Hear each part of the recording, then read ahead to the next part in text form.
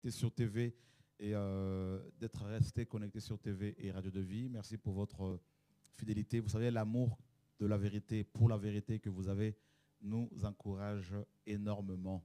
Voilà, donc après ce puissant témoignage, nous voulons aussi vous faire, n'est-ce pas, bénéficier d'une autre grâce, d'un autre témoignage, d'une autre personne à qui le Seigneur s'est révélé. Nous voulons, n'est-ce pas, donner toute la gloire au Seigneur pour le témoignage puissant de Philippe, parce que Dieu seul, n'est-ce pas, à Dieu seul soit la gloire, la louange, l'honneur et la puissance. Nous ne sommes que de serviteurs inutiles. Voilà, donc c'est à toi. Bonsoir. Voilà, ton micro est là. Oui, bonsoir. Bonsoir. Qu'est-ce que le Seigneur a fait dans ta vie? Donc j'étais déjà venue sur le plateau.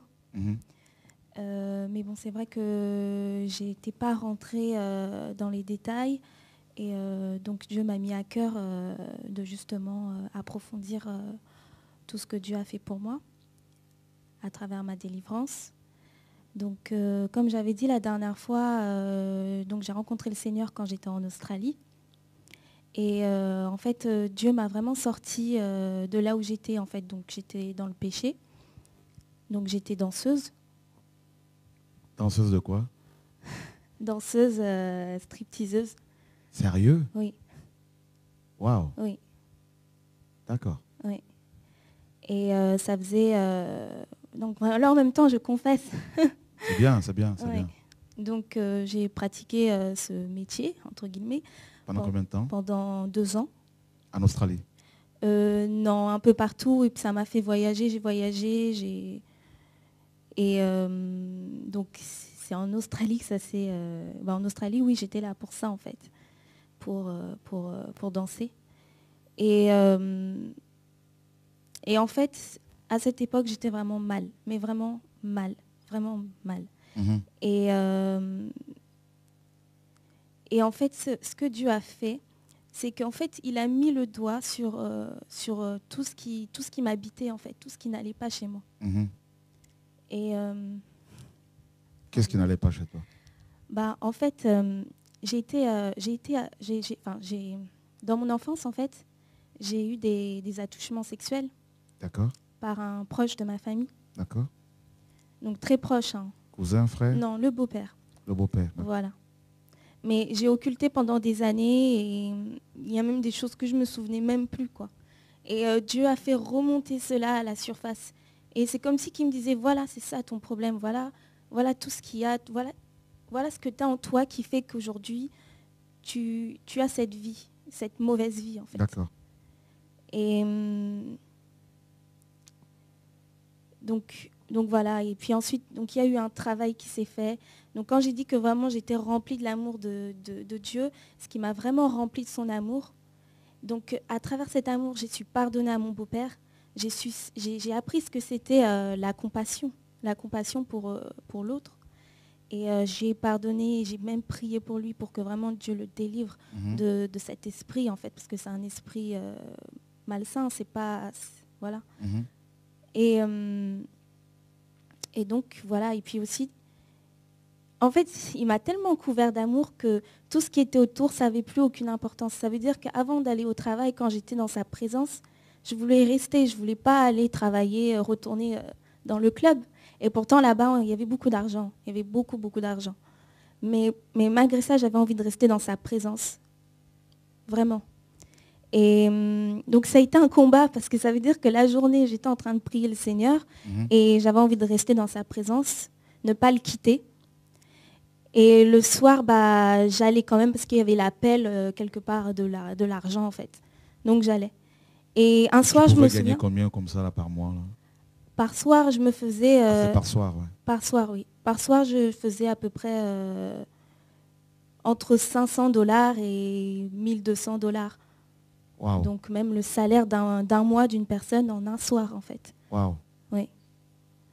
Et je m'en souviens, un soir, j'étais là-bas et je dansais, j'étais là. Et là, Dieu me parle, il me dit, mais regarde ta vie, c'est pas ça ta vie, c'est pas ça la vie que j'ai pour toi. Tu vaux mieux que ça. Et vraiment... J'ai dit à une fille de me remplacer, j'ai dit, je m'en vais, je suis partie, j'ai pris mon sac, je suis partie. Et là, vraiment, Dieu a commencé vraiment à me délivrer et tout. Et je devais rentrer plus tard, en fait. Hein. Je comptais rester, me faire le maximum d'argent et tout. Mais en fait, Dieu a vraiment pris la place dans mon cœur. Et tout ce qui était autour, je voulais l'abandonner parce que c'était nul, en fait. C'était rien comparé à ce que Dieu avait à m'offrir. La paix, l'amour, la justice, le respect. J'étais pas un objet. Parce que, inconsciemment, on vit comme ça, on se dit, oh, c'est bon et tout, ma vie est belle, j'ai de l'argent, voilà, je plais et tout. Mais c'est pas ça la vie. La vie, la vraie vie, c'est la vie en Christ. C'est une vie de paix, c'est... Voilà. Et tu es allé avec les hommes après, comme ça? Non. Par contre, ça, je me suis toujours donné la limite. Non, c'était hors de question que je me prostitue. Parce que je dansais, en fait, parce que j'aimais aussi la danse. J'étais danseuse aussi, je dansais, j'aimais bien la danse. Depuis que je suis petite, je chante, je danse. J'ai toujours été dans le milieu artistique, en fait. Et donc après, j'ai écourté mon séjour et là, je suis rentrée. Et c'est vrai qu'aussi par rapport à mes attouchements sexuels que j'ai subis, j'ai avoué à ma famille. Et ça m'a vraiment fait beaucoup de bien. Et vraiment, pour les personnes qui ont eu ces genres de choses, parler, ça fait vraiment du bien. Il faut le dire. Il ne faut pas garder ça pour soi parce que c'est vraiment un joug qui détruit de l'intérieur. Comme un feu qui ronge, qui brûle. C'est ça. Voilà, c'est ça. Ouais. Donc, il faut le faire sortir. Et c'est comme ça qu'on arrive à avoir une nouvelle vie. Après, c'est vrai qu'il y a des psychologues qui sont là pour en parler et tout. Mais vraiment, Jésus, c'est vraiment la solution. Parce que lui, c'est vraiment lui c'est vraiment lui le guérisseur. C'est lui qui guérit les blessures les plus profondes. Il les guérit vraiment en profondeur. Et voilà, c'est vraiment lui le guérisseur, vraiment. Waouh. Donc, tu commençais à te sentir mal en dansant et personne ne t'a dit que cela n'était pas bon, n'était pas bien. Mais au fond de ton cœur, il y a comme l'Esprit de Dieu qui commençait à te parler. C'est ça, c'est l'Esprit de Dieu qui était en train de convaincre mon cœur, en train de me travailler, de me briser en fait, de briser tout ce qui était mauvais. Donc oui, c'est vraiment l'Esprit qui m'a sorti de cet enfer, parce qu'en fait, j'allais tout droit en enfer. Si je restais là, c'était l'enfer en fait. Donc il m'a sorti de là. Et vraiment, nos corps n'ont pas de prix. On est le temple du Saint-Esprit. On n'est pas le temple des démons. On est vraiment le temple du Saint-Esprit. Et Dieu a payé le prix pour ça, pour qu'on soit libre. Si ce n'est pas trop indiscret, parce que je pense que ton témoignage va touche déjà ce soir beaucoup de personnes. Et par la suite, ceux qui suivront le suivront sur YouTube, Dailymotion, tout ça. Et voilà. Et tu parais jeune. À quel âge as-tu commencé à danser? À l'âge de 19 ans. Non, 18. 18 ans. Non, 19 ans, pardon. 19 ans, d'accord. Waouh. Et ça a duré donc 2 ans? 2 ans, oui, c'est ça. Waouh.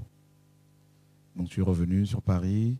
Donc je suis revenue sur Paris. Donc vraiment, j'étais une nouvelle créature. Je voulais tout laisser, commencer une nouvelle vie, repartir à zéro, faire la paix avec ma famille. Parce que ta maman est réunionnaise, ton papa est martiniquais. Oui. Martiniquais, ouais, c'est ça. Mais ils sont plus ensemble, hein, ils sont séparés, divorcés. Mais vraiment, j'étais partie pour une nouvelle vie.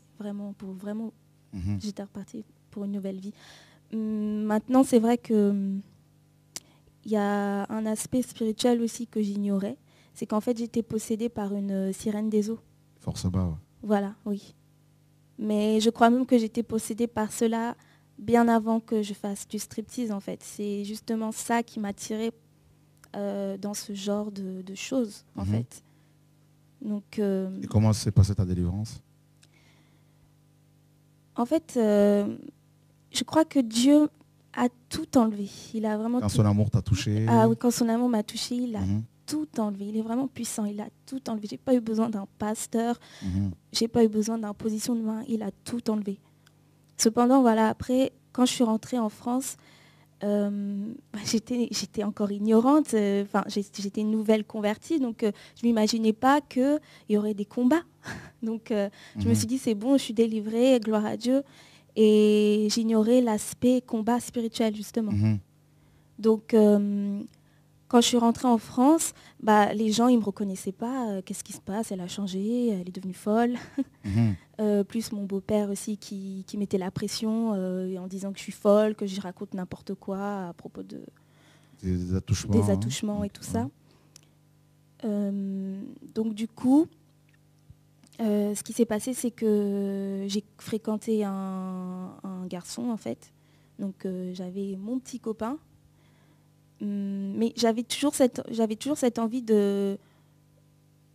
d'équilibre. Je voulais une certaine équilibre et tout ça.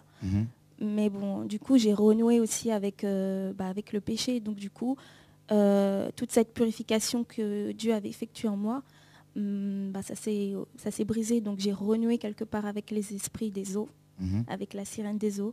Je suis retombée dans le strip. À Paris cette fois-ci. Ah oui, à Paris cette fois-ci. Et vraiment mon premier jour que j'ai commencé, quand je suis montée sur le podium, et je me suis regardée dans le miroir. Et là, c'est comme si que quelque chose me quittait en fait. Et en fait, c'était le Saint-Esprit de Dieu qui me quittait. Et ma collègue, elle me regardait à ce moment-là, mais elle me regardait. La façon qu'elle me regardait, c'est comme si elle aussi, elle voyait que il y avait quelque chose, parce que j'étais une nouvelle créature, j'étais vraiment quelqu'un de sanctifié. C'est comme si qu'elle sentait qu'il y avait quelque chose en moi qui n'était pas... en fait, j'avais rien à faire là. J'avais rien à faire là. Donc j'ai continué à danser, mais par contre, j'allais à l'église. Waouh. J'allais à l'église le dimanche. Et tu chantais dans la chorale? Non, pas encore. Je chantais pas encore. Mais en fait, je voulais m'accrocher à Dieu. Je voulais m'accrocher. Parce que, ouais, je voulais m'accrocher. Je voulais pas le lâcher, en fait. Et ce qui s'est passé, un jour, j'étais dans ma chambre. J'ai lu le verset de Matthieu. Je sais pas c'est lequel. Ça dit quoi? Ça dit que... En fait, j'avais mon appartement et je me suis dit, qu'est-ce que je vais faire maintenant? J'ai fait que danser. Qu'est-ce qui va payer mon loyer? Donc, je me suis dit, mais je vais pas tout perdre je vais pas tout perdre, mon loyer, qui va le payer? Et j'ai lu ce verset. Et ce verset dit que celui qui perdra sa vie à cause de moi, à cause de Jésus, la retrouvera. Et le striptease, c'était pas pour moi. Je voulais quitter ça. Je voulais quitter ce milieu. Je voulais suivre Dieu de tout mon cœur, lui donner mon corps, mon âme et mon esprit. Et vraiment être en communion profonde avec lui, et faire un avec son esprit. Vraiment, j'avais cette soif de lui en moi. Donc je me suis dit, donc ce verset-là, en fait, donc à travers ce verset, j'ai mis ma confiance en Dieu. Et je me suis dit, c'est maintenant ou jamais. J'ai appelé la patronne du club. Et je lui ai dit que c'était fini, je ne viendrai pas bosser ce soir, c'est fini. Donc j'ai quitté et je ne suis plus jamais retournée. Depuis jusqu'à maintenant. Jusqu'à maintenant, franchement, Dieu m'a trouvé un travail, un CDI en moins d'une semaine. Amen. Gloire à Dieu, vraiment, un CDI en moins d'une semaine. Maintenant, je suis hôtesse d'accueil standardiste en entreprise. Ça se passe très bien et vraiment, gloire à Dieu. C'est complètement l'opposé de ce que tu faisais. Hein? Oui, complètement l'opposé. Et vraiment, vraiment gloire à Dieu. Alléluia. Gloire à Dieu. Magnifique est le Seigneur. Voilà, une jeune fille une jeune fille qui a commencé à danser, à faire du striptease à l'âge de 18 ans. Hein, du striptease en Australie. Et puis elle revient sur Paris. Elle est replongée dans ce milieu complètement, mes amis, pollué et impie. Et voilà, donc où on voit toutes sortes de personnes qui vont, n'est-ce pas, voir ces jeunes femmes ou ces femmes s'exhiber, envoûter les gens, parce que le striptease n'est rien d'autre que de l'envoûtement. Vous voyez, c'est dans le monde spirituel démoniaque, c'est comme ça que les satanistes envoûtent les gens, n'est-ce pas, par la nudité et par la danse, n'est-ce pas. Donc derrière ça, il y a aussi des esprits comme Shiva, la sirène des eaux, Mami Wata, les esprits de séduction. Voilà, donc... Et merci Seigneur en tout cas pour ces puissants témoignages, hein, donc celui de Philippe et celui de notre sœur, voilà, donc de Rachel, c'est ça, hein? Charlie, pardon. Oui. Pardon. Donc depuis, c'est fini aussi avec le petit copain, tout ça, c'est fini, c'est Christ, c'est comment? Le petit copain, ça a été difficile d'arrêter. en fait, c'est vraiment un combat, c'est constant. Et il ne faut pas lâcher le Seigneur parce que même quand on est dans le péché, même quand on chute, même quand on tombe dans l'adultère, parce que c'est l'adultère vu qu'on appartient à Dieu, on Mhm. appartient, Tout, on tout à appartient fait. à Dieu. Mais là, tu as plus de petits copains, là, tu suis Non, là, Christ maintenant. non, j'ai plus de petits copains. C'est bien, c'est bien, c'est bien. Mais il faut tenir, quoi, parce que c'est... Il y a beaucoup d'attaques. Oui, beaucoup d'attaques, et Mhm. même spirituelles, beaucoup d'attaques. Et j'ai été plusieurs fois attaquée, notamment par les esprits des eaux, la sirène, tout ça. J'ai été beaucoup attaquée. Mais vraiment, Dieu, toujours, il m'a sauvée, en fait. D'accord. Est-ce qu'il y a toujours des tentations, tu as toujours des tentations pour repartir dans le striptease, tout ça, là, non? Non, le striptease, non. D'accord, c'est bien. Non, C'est non. bien. Pourtant, j'ai fait une école de danse. Mhm. Donc, je chante aussi. J'ai rencontré une production qui m'a signé tout ça. Et c'est vrai que même à travers la musique, cet esprit des eaux, cette sirène, elle venait en fait, elle revenait en moi en fait. Mhm. Parce qu'à travers la musique du monde, c'est ce qui est à la tête de la musique du monde, c'est l'esprit de sirène. C'est vraiment la séduction. Et donc, quand j'ai vu que ça, c'était pas bon non plus, j'ai arrêté. En fait, je découvre, quand je vois que c'est pas bon, j'arrête. Mhm. Donc, mais je m'accroche toujours à Dieu. Il faut toujours s'accrocher à Dieu. Il ne faut pas lâcher la prière, en fait. Mhm. Même quand on tombe, il ne faut pas lâcher la prière. Alléluia. En tout cas, que Dieu soit béni. Hein, donc, te voir aussi jeune et dans le Seigneur, et c'est encourageant, je pense, pour d'autres jeunes filles. Alors, en tant que jeune, que peux-tu dire à ces jeunes filles, ces jeunes sœurs, ces jeunes femmes qui malheureusement pratiquent encore le péché et qui ont du mal à abandonner, n'est-ce pas, le péché sexuel et qui font le mélange, qui mélangent la vie chrétienne avec le monde? On ne peut pas avoir un pied dehors et un pied dans le Seigneur. Dieu ne se mélange pas à l'impureté, il ne se mélange pas aux ténèbres. Dieu est lumière, donc il n'a rien à voir avec les ténèbres. Maintenant, ce que je peux conseiller, c'est vraiment s'accrocher à Dieu. Et du moment qu'on le cherche sincèrement, qu'on veut véritablement s'en sortir, on s'en sort. Même si les attaques, c'est fort, même si les tentations, c'est fort, il faut garder la foi en Dieu. Parce que vraiment, si on garde foi en Dieu, on prie, les chaînes se brisent. Les chaînes se brisent. Les chaînes se brisent. Au nom de Jésus-Christ, vraiment, les chaînes se brisent. Wow. Alors, par rapport à ce que tu viens de dire, hein, il faut, quand tu disais qu'il ne faut pas se mélanger donc, avec le monde, il y a justement ce passage de 2 Corinthiens chapitre 6, verset 14 qui nous dit « Ne portez pas un même joug avec les infidèles ». Voilà, vous savez, à l'époque, les animaux, notamment les bœufs, étaient attelés ensemble. Hein, donc, il y avait un joug à chaque fois au milieu. Donc, il y avait à chaque fois une paire de bœufs qui travaillaient dans les champs. Et Dieu, justement, interdisait aux enfants d'Israël, n'est-ce pas, de mettre sous un même joug un bœuf et un âne. Donc, voilà, il ne fallait surtout pas qu'il y ait ce mélange-là. Et justement, Paul, dans 2 Corinthiens, chapitre 6, verset 14, justement, en tant que juif, se sert de cette image, justement, de ce mélange que Dieu interdisait, pour donner ce conseil de la part de l'Esprit, bien sûr, aux chrétiens, n'est-ce pas, leur disant qu'il ne fallait surtout pas porter le même joug avec les infidèles, n'est-ce pas, car qu'y a-t-il de commun entre la justice et l'iniquité? Et quelle union y a-t-il entre la lumière et les ténèbres? Quel accord y a-t-il entre Christ et Bélial? Ou qu'est-ce que le fidèle a de commun avec l'infidèle? Et quel rapport y a-t-il entre le temple de Dieu et les idoles? Car vous êtes le temple du Dieu vivant, comme Dieu l'a dit, j'habiterai au milieu d'eux, et j'y marcherai, je serai leur Dieu et ils seront mon peuple. C'est pourquoi sortez du milieu d'eux et séparez-vous d'eux, dit le Seigneur, et ne touchez pas à ce qui est impur, et je vous recevrai. Je serai votre Père et vous serez mes fils et mes filles, dit le Seigneur Tout-Puissant. Voilà, Dieu est clair, Dieu, mes amis, est radical, Dieu est lumière et il interdit justement le mélange. Donc on ne peut pas être à la fois chrétien et dans le monde. On ne peut pas se dire chrétien. Ça, c'est vraiment quelque chose que je voudrais, n'est-ce pas, sur lequel je veux appuyer, hein, donc notamment par rapport au divorce et au remariage. On ne peut pas se prétendre serviteur de Dieu et divorcer, se remarier et vouloir commencer une église, vouloir diriger une église. Mes amis, nous sommes, comme vous le savez, dans un temps de confusion. Voilà, total. Où des gens divorcés et remariés, mes amis, étant chrétiens, j'entends par là, ils se mettent à diriger les églises, ils se mettent à prêcher, ils se mettent à faire l'œuvre.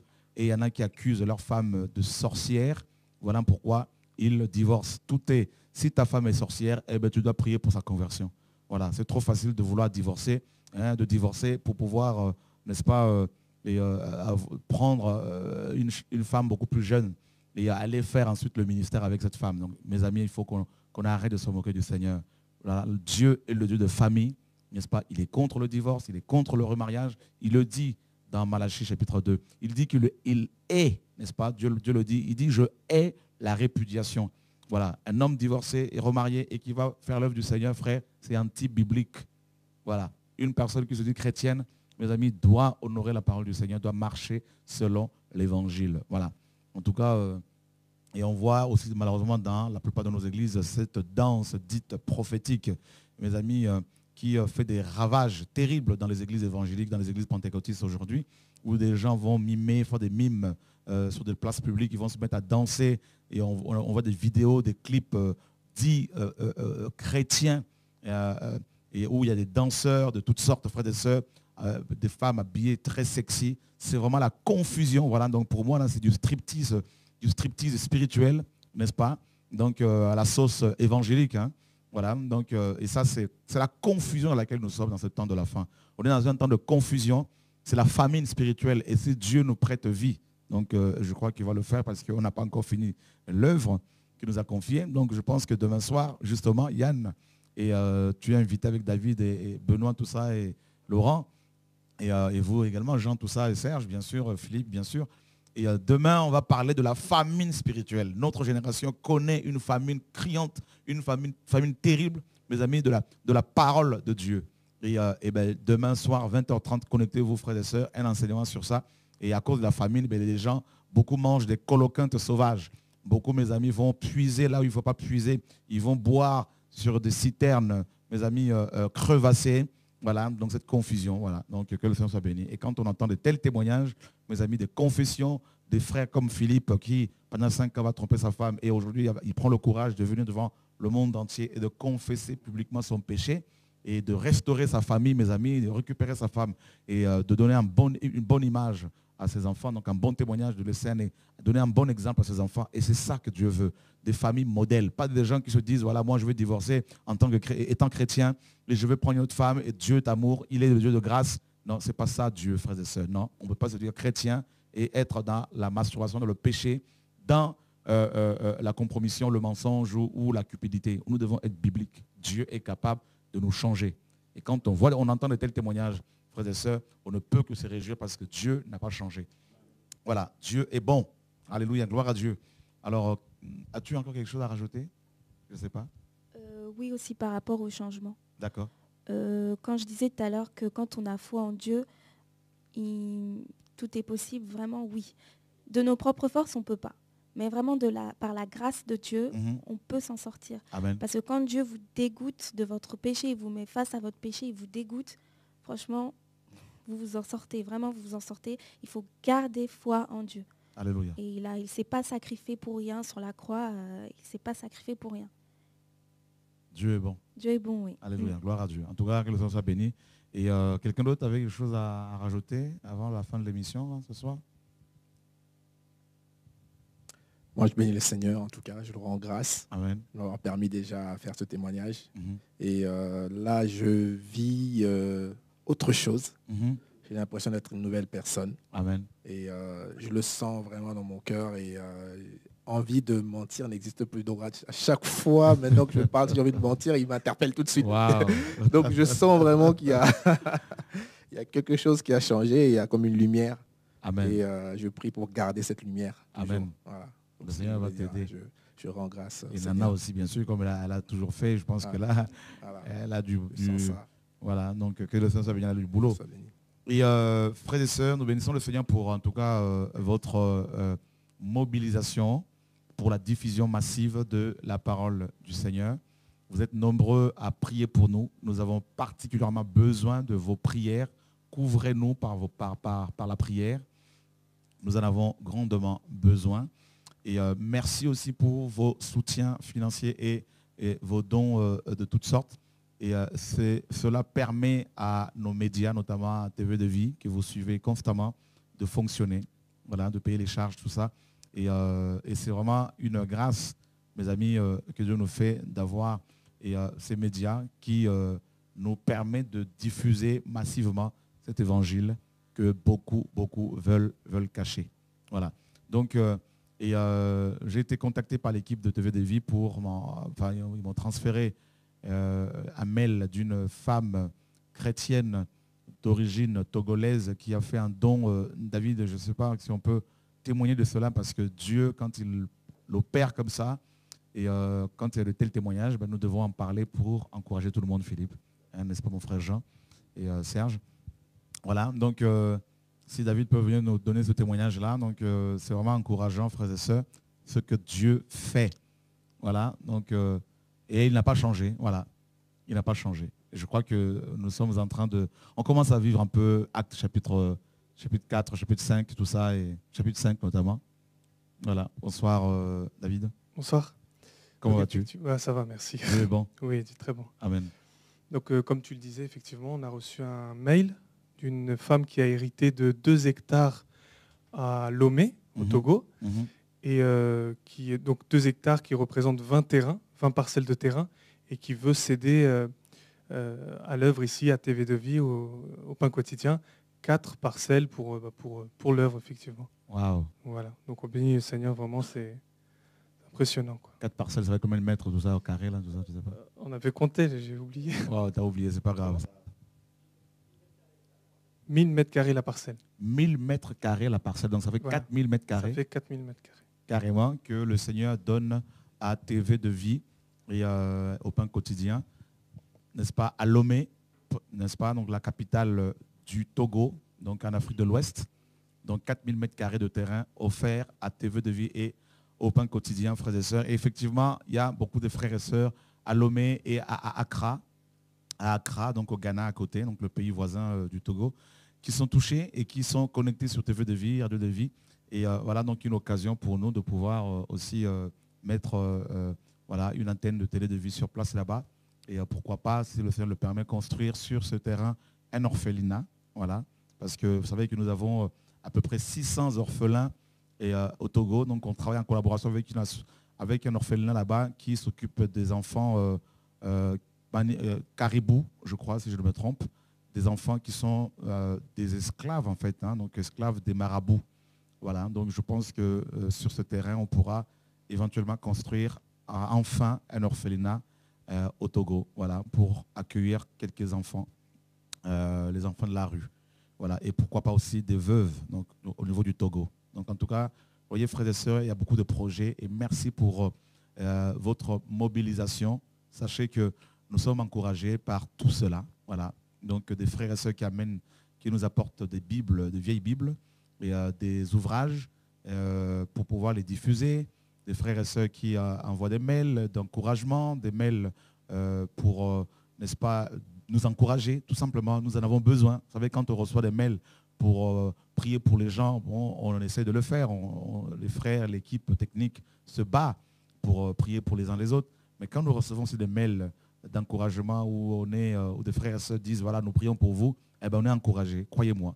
Voilà. Donc, il y a plein de projets que le Seigneur nous demande de réaliser et au fur et à mesure, nous vous en parlerons, n'est-ce pas? En tout cas, grâce à vos prières, grâce à vous, donc grâce, je dirais, aux diverses grâces que le Seigneur a départies en chacun de vous, n'est-ce pas? L'œuvre avance et que toute la gloire lui soit rendue. Comme les Français disent, les chiens aboient, la caravane passe, n'est-ce pas? Donc je crois que ceux qui nous critiquent ont compris que nous ne sommes pas, n'est-ce pas, nous ne pouvons pas nous arrêter à cause de cela, n'est-ce pas mon frère Jean? Donc au contraire, nous devons avancer, continuer à faire l'œuvre. Et veillez également, faites attention également à ceux et celles qui passent leur temps au téléphone pour vous appeler, pour incriminer, pour casser les frères et sœurs, pour critiquer les frères et sœurs, pour mettre la zizanie entre les frères et sœurs, pour raconter des histoires. Ces gens-là n'ont pas la paix, ils ne sont pas de Dieu. Dieu les a démasqués. Et avancer avec le Seigneur, comme on vous l'a souvent encouragé. Donc demain soir, 20h30, heure de Paris, un enseignement sur, mes amis, la famine spirituelle que connaît notre génération. Merci au Seigneur pour la France, ce cher pays que nous aimons beaucoup. Merci, nous prions pour les autorités, pour notre président, pour tous les ministres, pour tous les policiers, les gendarmes, les renseignements généraux, que Dieu que nous servons, Jésus-Christ de Nazareth, les garde, les bénisse, comme la parole nous le recommande. Nous devons prier pour les autorités, nous soumettre aux autorités, et nous voulons bénir toutes les autorités françaises, européennes, dans le monde. Et nous voulons aussi, je tiens aussi à bénir mon cher pays d'origine, la RDC. Que Dieu bénisse cette nation. Et aussi un autre pays qui m'a adopté, la Côte d'Ivoire. Donc, comme on dit en Côte d'Ivoire, on dit quoi? Et je sais qu'il n'y a pas que la Côte d'Ivoire, il y a plein d'autres pays. Que Dieu se souvienne de vous, au nom de Yeshua. Et les Antilles, la Guadeloupe, la Martinique, la Guyane, on ne vous a pas oublié. La Guyane, l'île de la Réunion, Madagascar. Voilà, ça me vient comme ça ce soir à l'esprit pour vous encourager parce que vous êtes nombreux à être fidèles à la parole. Soyez fortifiés, encouragés, en tout cas, et que Dieu vous bénisse. À demain, au nom de Yeshua.